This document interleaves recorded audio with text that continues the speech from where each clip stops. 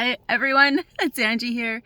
This is a message for those of us who struggle with our mental and emotional stability and balance, especially during the winter months if you live in the northern hemisphere.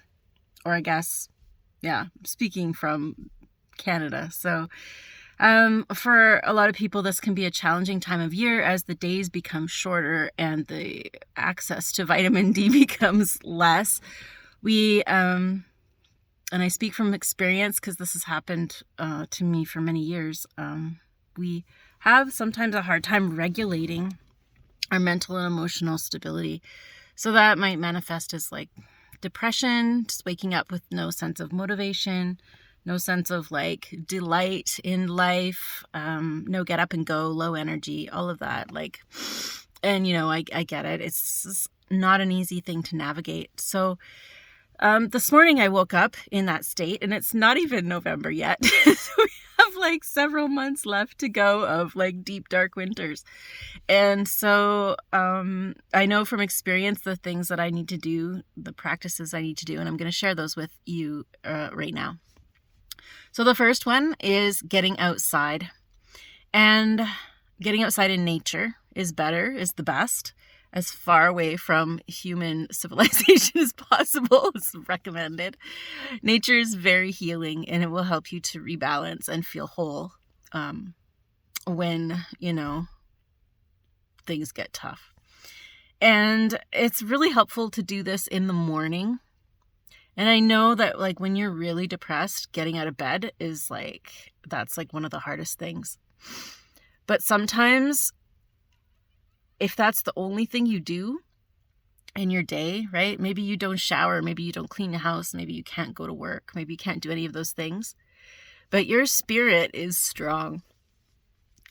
And your spirit will rebalance and connect when you get outside. If you live in the city and you can't get out into the wilderness in the backcountry, I get so emotional when I talk about this stuff. It just at least go to the park, right? Go where you can be as much surrounded, or go by water, as much surrounded by nature as you can. And go in the morning if you can when the sun rises. If you can be outside in the natural sunlight, take off your glasses, don't wear contact lenses, and just gaze directly at the sun as it comes up over the hill. This will help you tremendously. And then if you can exercise or walk, I forget exercising, right? But just like walk, even a gentle stroll in nature, and just allow yourself to be in that environment, it can be super, super helpful to help rebalance that mental emotional piece. Yoga can help. We talk about back bends being uplifting, sun salutations, breath work, energizing breath work like Kapalbhati. Even alternate nostril breathing can be helpful. And then vitamin D supplements are very essential. So getting that source, if you're not getting it from the sunlight, if you're not getting it from the sun in the day, please look into vitamin D supplements. And they often need to be taken with vitamin K to work effectively. And the last thing that I want to suggest in this list of things to maintain your mental and emotional stability is there's two more things actually. Limiting your time on social media. I've noticed a distinct shift in my mood, in my mental health, the more time I spend sifting through social media.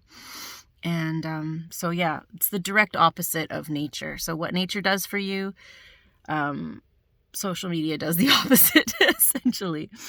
And the same can be said for television, even, right? Like just mindless television. Movies, okay, but uplifting movies if you can. Try to avoid movies and media that has a lot of violence. Even watching the news can be very tricky when you're in this kind of a struggle. So maybe give yourself a little break from that.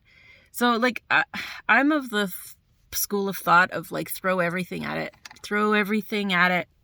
The kitchen sink. Throw everything at it And the synergistic effect of all of those things working together can help us shift. The last thing I want to suggest, and you're not going to like this one, is experimenting. I'll say experimenting with giving up sugar in your diet. Now, I don't want to scare anybody off, but if you just try this for a week or two,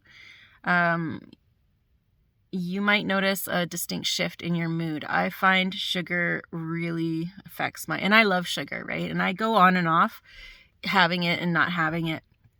But what I do notice is that when I'm not having it, my mood stabilizes a lot. Same can be said for, grains.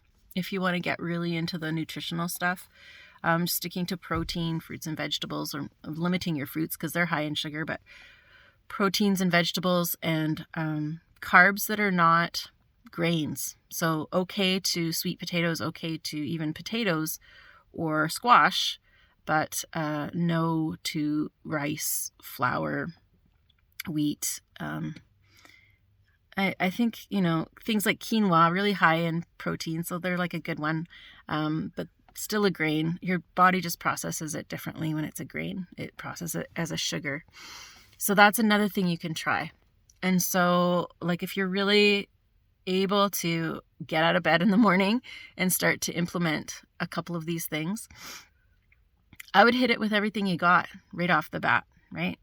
And sometimes it will shift it enough that you can keep going. Anyways, those are my tips for if you're feeling mentally and emotionally unstable, fragile. Oh, man, I feel you. I've been there. I am there sometimes. And so I'm just wanting to send all my love to you. And, we're strong.